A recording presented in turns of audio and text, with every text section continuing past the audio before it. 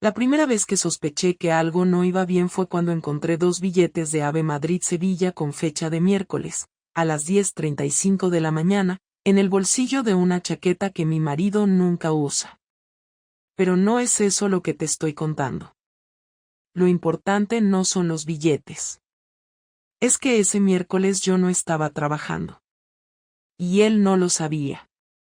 Ese día, me bajé del coche a las 6 de la mañana para ir al hospital como siempre, me despedí con un beso, me puse el uniforme, pero en vez de entrar al turno, di la vuelta y volví a casa en metro. No fue por casualidad. Fue por pura intuición. Algo me decía que tenía que hacerlo. Y cuando lo vi, supe que no me había equivocado. Él no lo vio venir. Yo estaba en casa, en silencio, con una bata y el pelo mojado, cuando entró. La puerta se cerró tras él, y se quedó paralizado.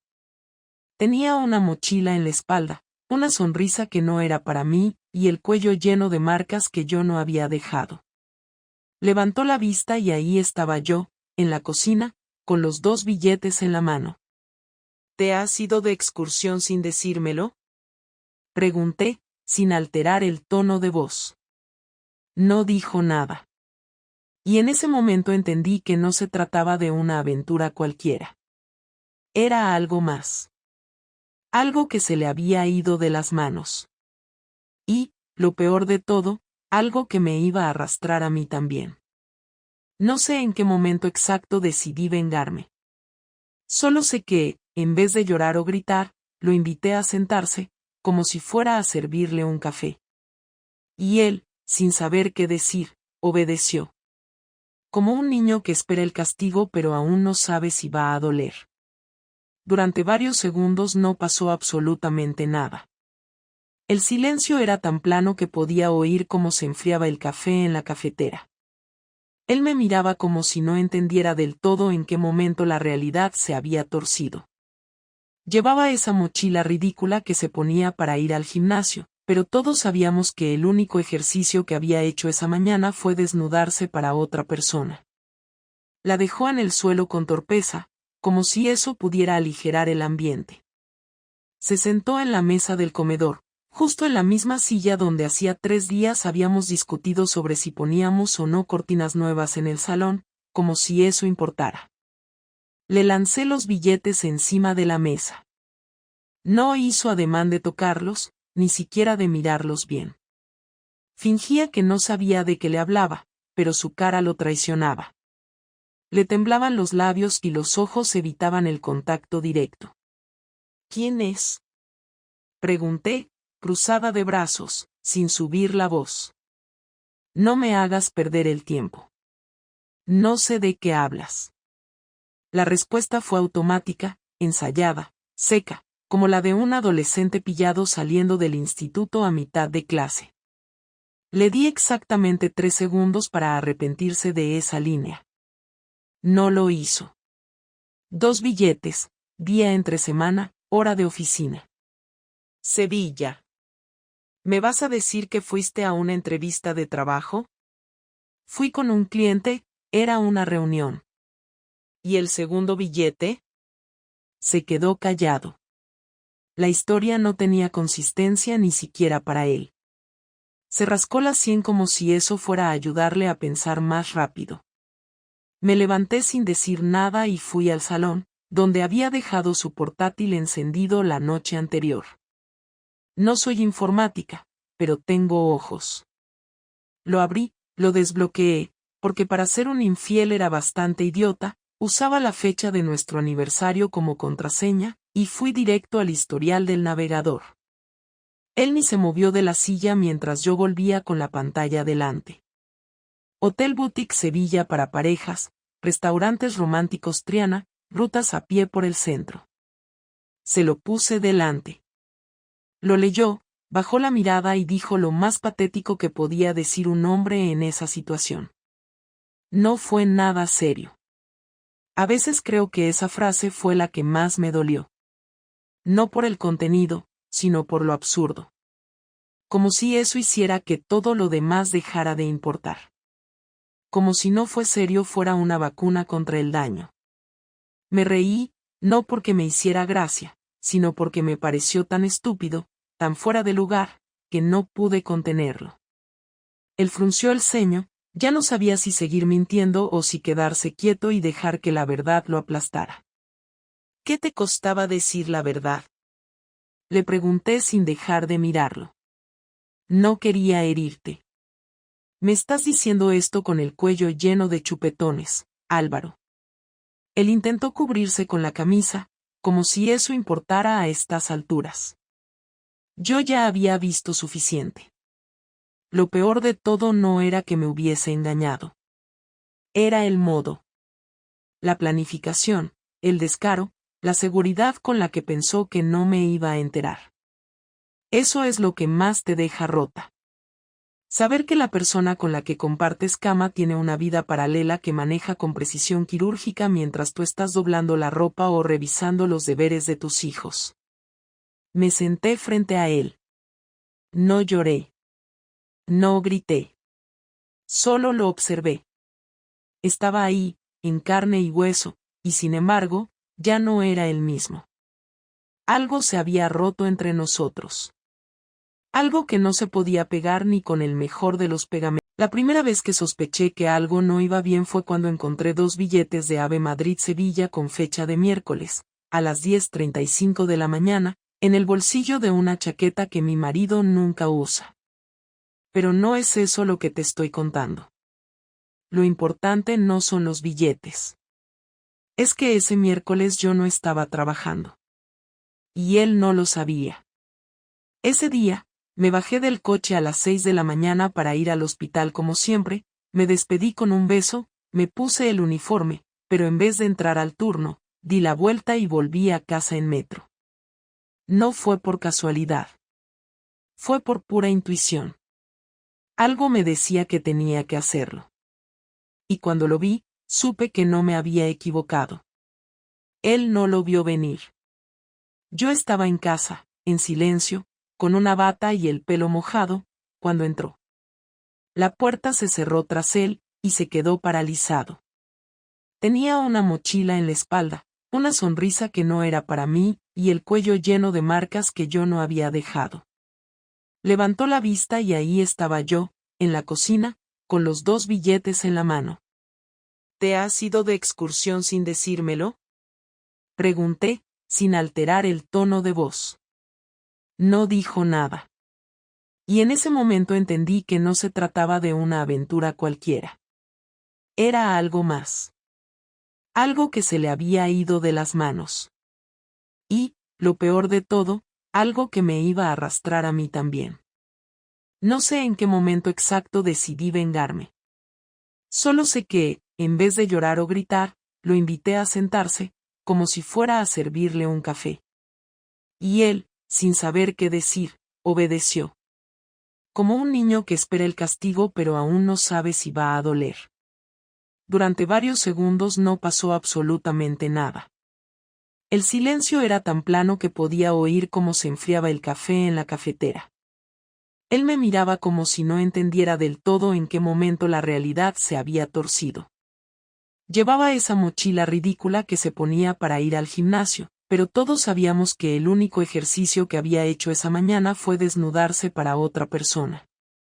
La dejó en el suelo con torpeza, como si eso pudiera aligerar el ambiente. Se sentó en la mesa del comedor, justo en la misma silla donde hacía 3 días habíamos discutido sobre si poníamos o no cortinas nuevas en el salón, como si eso importara. Le lancé los billetes encima de la mesa.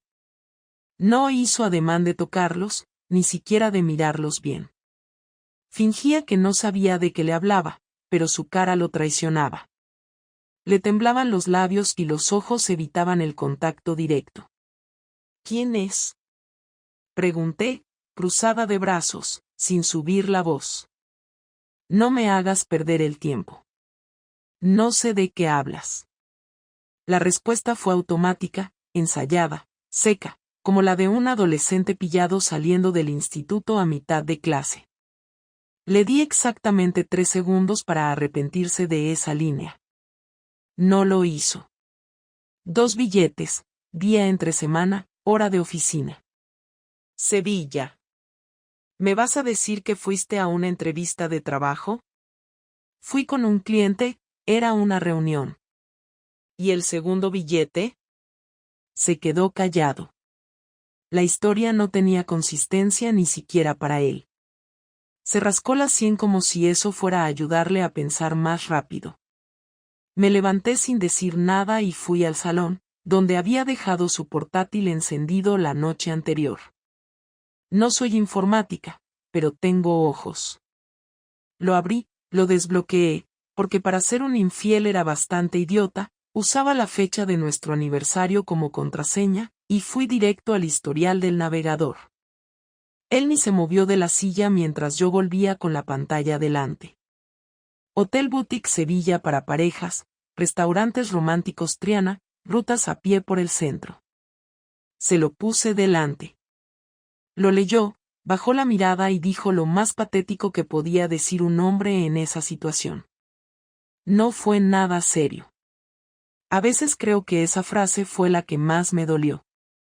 No por el contenido, sino por lo absurdo. Como si eso hiciera que todo lo demás dejara de importar. Como si no fue serio fuera una vacuna contra el daño. Me reí, no porque me hiciera gracia, sino porque me pareció tan estúpido, tan fuera de lugar, que no pude contenerlo. Él frunció el ceño, ya no sabía si seguir mintiendo o si quedarse quieto y dejar que la verdad lo aplastara. ¿Qué te costaba decir la verdad? Le pregunté sin dejar de mirarlo. No quería herirte. Me estás diciendo esto con el cuello lleno de chupetones, Álvaro. Él intentó cubrirse con la camisa, como si eso importara a estas alturas. Yo ya había visto suficiente. Lo peor de todo no era que me hubiese engañado. Era el modo. La planificación, el descaro, la seguridad con la que pensó que no me iba a enterar. Eso es lo que más te deja rota. Saber que la persona con la que compartes cama tiene una vida paralela que maneja con precisión quirúrgica mientras tú estás doblando la ropa o revisando los deberes de tus hijos. Me senté frente a él. No lloré. No grité. Solo lo observé. Estaba ahí, en carne y hueso, y sin embargo, ya no era el mismo. Algo se había roto entre nosotros. Algo que no se podía pegar ni con el mejor de los pegamentos. ¿Desde cuándo? Unos 3 meses. Nos vimos por trabajo, empezamos a hablar, y bueno. ¿Y bueno qué? ¿Te caíste encima de ella? La frase lo descolocó. No se le esperaba. A veces una respuesta estúpida necesita una pregunta aún más estúpida para que la persona se dé cuenta de lo que ha hecho. Él no respondió. Solo bajó la cabeza. Lo peor de todo fue que en ningún momento pidió perdón. Ni una vez. No dijo lo siento, no intentó justificarse más allá de no fue serio. Como si eso bastara. Como si yo tuviera que tragar con eso y seguir con mi vida. No sé qué esperaba que hiciera. ¿Que fingiera que nada pasó? ¿Que hiciera como si esto fuera una etapa? Yo no era de esas. Y él lo sabía.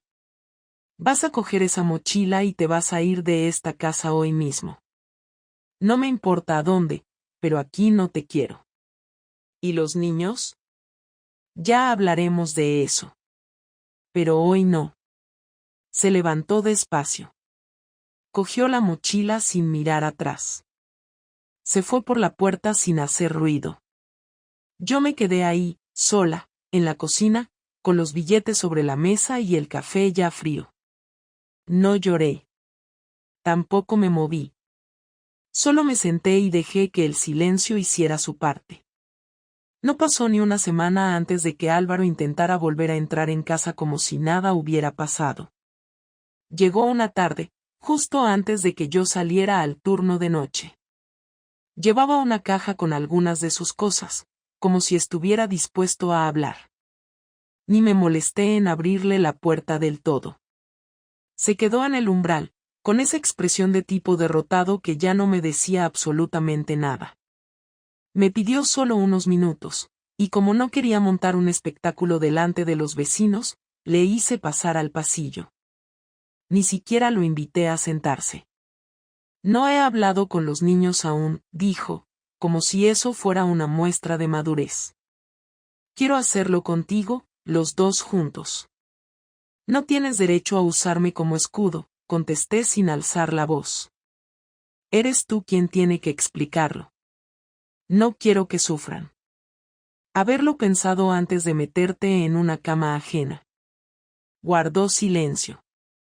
Se notaba que había preparado un discurso, pero se le estaba cayendo por pedazos.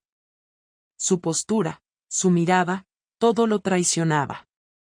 Iba a soltar las típicas frases de hombre arrepentido, pero le corté antes de que empezara.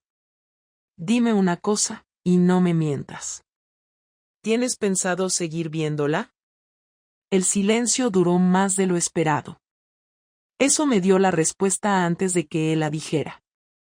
Lo miré, esperando algo que no llegó. No lo sé, respondió finalmente. No es tan fácil como crees. Claro que es fácil. Solo tienes que decir no. Solo que no quieres verla más. Que no te interesa seguir con alguien que participó en destruir tu familia. Que vas a hacer todo lo posible para recuperar lo que tenías. No es tan blanco o negro, Lucía. Entonces vete, le dije señalando la puerta. Pero no se fue. En vez de eso, apoyó la espalda contra la pared, como si necesitara sostenerse de algo. Me estaba cansando su falta de decisión, su manera de no asumir lo que había hecho. Como si estuviera esperando que yo lo perdonara por inercia, como si el simple hecho de haber compartido años juntos le diera un derecho automático a redención. Pero no se la iba a dar. Ya no. ¿Qué quieres de mí, Álvaro? Una oportunidad. Solo eso. Que podamos hablar, arreglarlo, intentar. ¿Intentar qué? Hacer como que esto no pasó. ¿Que no me mentiste durante meses? ¿Que no organizaste un viaje romántico con otra mujer mientras yo cuidaba a tus hijos y planchaba tus camisas? Volvió a callar. Y entonces empezó con las excusas. Estaba confundido. Me sentía solo.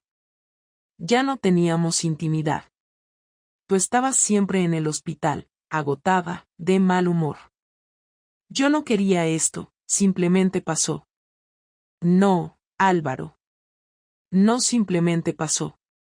Nadie se despierta un día y accidentalmente se compra 2 billetes de tren, reserva un hotel, y se enrolla con alguien.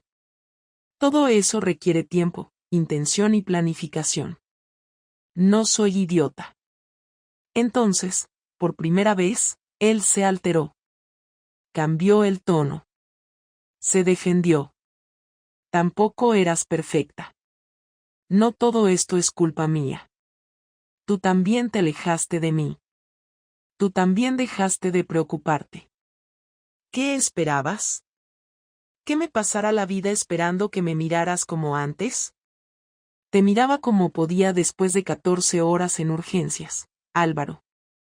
Pero sí, lo siento por no haberte ofrecido un espectáculo cada noche. Lo siento por no haber competido con una chica que seguramente ni siquiera sabe qué es tener una factura sin pagar. Ahí bajó la mirada otra vez. Sabía que era cierto. Sabía que no había nada que pudiera decir que justificara lo que había hecho. Pero aún así insistió. No la amaba. Eso no mejora nada. Eso lo empeora. Porque si me hubieras dicho que te enamoraste, al menos tendría una explicación emocional. Pero lo hiciste por nada. Por un rato. Por el placer fácil. Y eso me deja a mí en la peor posición, la de ser sustituida sin razón. Se hizo otro silencio, esta vez más largo. Se notaba que no tenía argumentos. Ni disculpas sinceras. Nada. Y entonces soltó lo que nunca debería haber dicho. ¿Y tú? ¿Qué vas a hacer ahora? ¿Buscar venganza? Lo miré fijamente. Se dio cuenta de su error en cuanto vio mi cara. ¿Tú te crees que esto es una serie de televisión? Le pregunté, cruzando los brazos. ¿Qué necesito acostarme con otro para empatar? Se quedó sin palabras. Lo invité a salir de casa. Lo hizo sin decir más. Cerré la puerta. Me apoyé en ella unos segundos. Me temblaban las manos. No por tristeza. Por rabia. Por asco. Por el asombro de haber compartido tantos años con alguien tan cobarde. Y sí, por un momento, me pregunté si de verdad había algo de razón en sus palabras. Si yo también había fallado. Pero lo descarté rápido. Nada de lo que yo hubiera hecho justificaba una traición así. Y ahí, sola en mi pasillo, me di cuenta de que aún no había llegado el final de esta historia. Porque una cosa era que él se fuera. Y otra muy distinta, que saliera ileso de todo esto. Nunca pensé que Álvaro tuviera el carácter suficiente como para llevar a cabo algo tan calculado, pero claramente no lo conocía tan bien como creía. Pasaron 3 días sin saber nada de él. Ni una llamada, ni un mensaje, ni un intento de ver a los niños. Yo estaba ocupada reorganizando la rutina en casa, informando a la escuela que él ya no viviría con nosotros, cambiando cerraduras, ajustando turnos para no dejar solos a los críos por la tarde. Estaba tan centrada en sostener el caos que no me di cuenta de que el verdadero golpe no había llegado aún. La mañana del 4.º día, recibí una notificación en el móvil. Un correo, del despacho de abogados Navarro y Ortega. Pensé que sería alguna formalidad sobre la custodia o el uso del domicilio, algo que eventualmente tendría que llegar. Pero cuando abrí el archivo adjunto y leí el contenido, sentí como me temblaban las piernas. Era una demanda de divorcio con medidas cautelares incluidas. Álvaro solicitaba la custodia compartida, la venta inmediata del piso, y reclamaba que yo me hiciera cargo de los gastos escolares de los niños porque, según decía en el documento, su entorno laboral es más estable y sus horarios más predecibles. No entendía absolutamente nada. Él era el que se había alargado. El que había mentido. El que había sido infiel. Y aún así, había tenido el descaro de ir al abogado primero, redactar esa barbaridad, y mover ficha como si él fuera la víctima de esta historia. Me hervía la sangre. Lo llamé de inmediato, pero no respondió. Le mandé un mensaje corto. ¿Qué coño es esto? 5 minutos después, me respondió con una frase que parecía escrita por otra persona. Es lo mejor para todos. No quiero pelear más. Tuve que leerlo 3 veces para creerlo. Me estaba quitando la casa, me estaba cargando con los gastos, y encima lo hacía pasar por una decisión madura y equilibrada. Llamé a mi amiga Clara, que trabaja en un despacho, y le pedí que me recomendara a alguien bueno. Me dijo que conocía a una abogada que no dejaba títere con cabeza, y concertó una cita para esa misma tarde. Cuando llegué al despacho de Beatriz López, no pude evitar sentir que todo esto se me iba de las manos. Tenía el sobre con los papeles en la mano, las ojeras marcadas y el corazón acelerado, no de pena, sino de una mezcla venenosa de rabia y traición. Beatriz fue directa desde el primer minuto. Le conté lo esencial, sin adornos. Cuando terminó de leer los papeles, levantó la vista y me dijo lo que yo ya intuía: esto es una jugada sucia. Está intentando adelantarse a la narrativa. ¿Quiere que parezca que tú lo echaste sin justificación? ¿Tienes pruebas de su infidelidad? Le hablé de los billetes, del historial del navegador, de la conversación que tuvimos. Asintió. No es suficiente para destruirlo legalmente, pero sí para construir una versión creíble. Vamos a responder esta demanda con una contrademanda. Custodia para ti, uso exclusivo de la vivienda, y pensión. Y si hace falta, vamos a por más. Firmé la autorización sin dudar. Al día siguiente, Álvaro apareció en la puerta de casa con la excusa de ver a los niños. Le abrí, pero no lo dejé pasar del recibidor.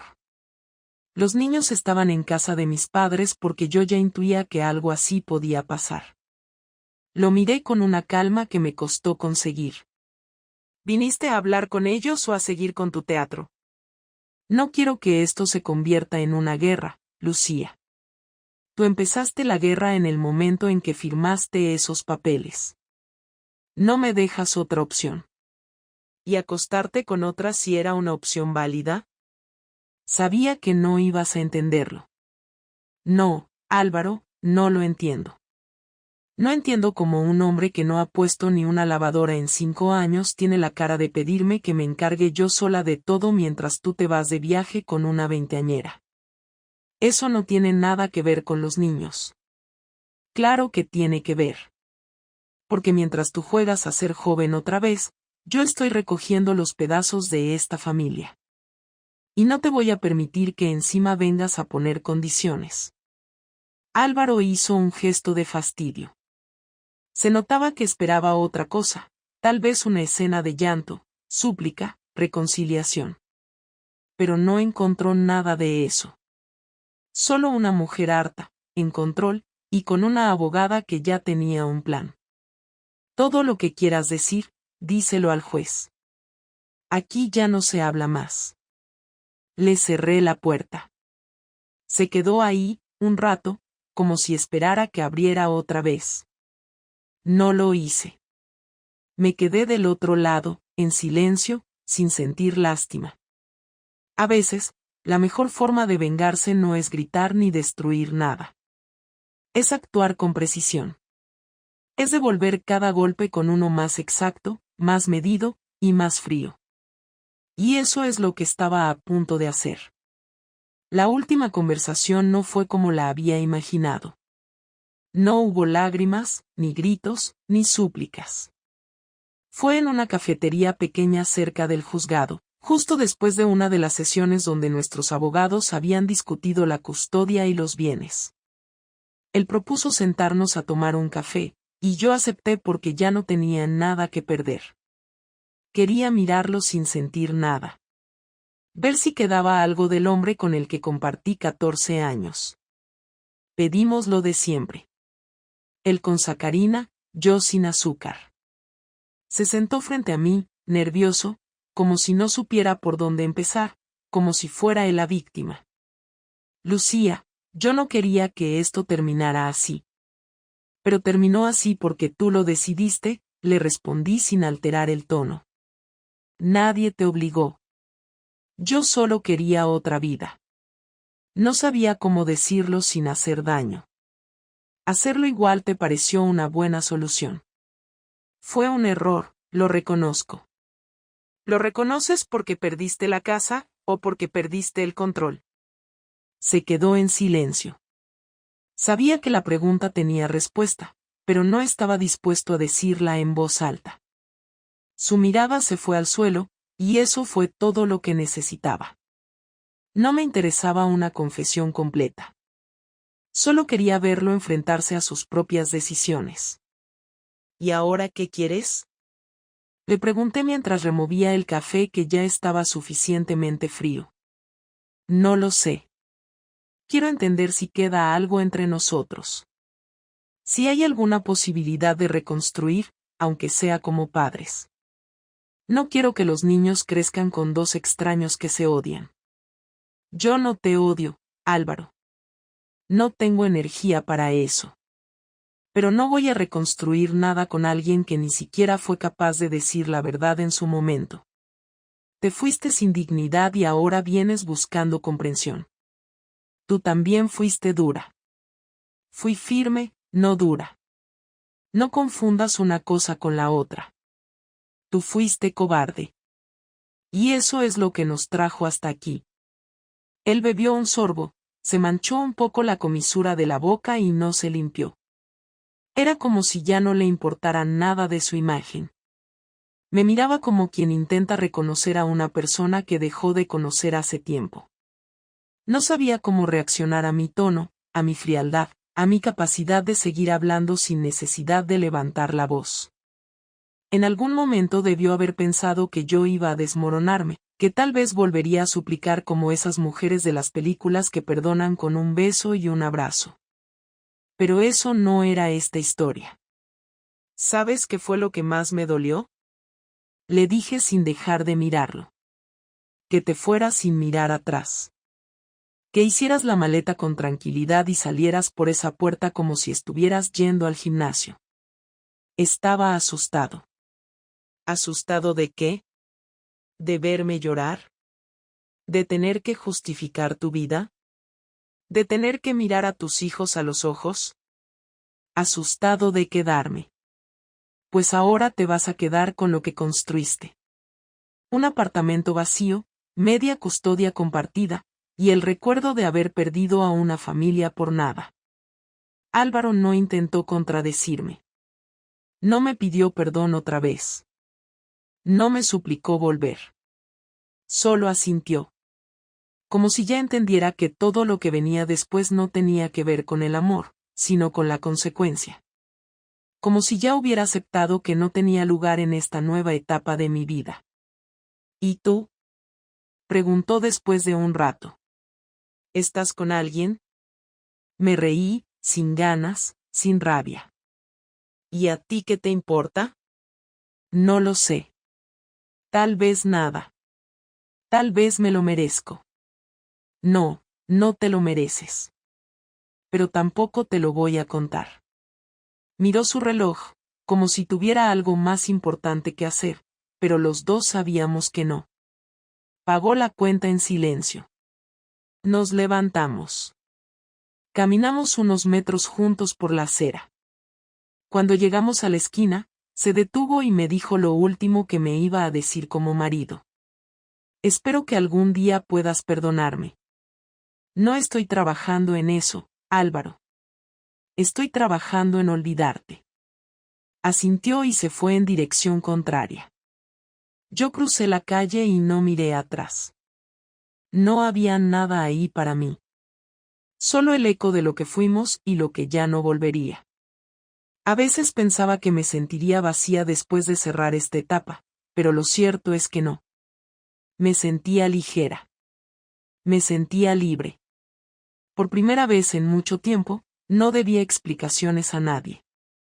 Ni sobre mis decisiones, ni sobre mis emociones, ni sobre mi futuro. Y eso, por ahora, era suficiente. Nunca me gustaron los finales. Siempre he pensado que los cierres no existen como nos los han contado. Lo que hay son pausas, decisiones.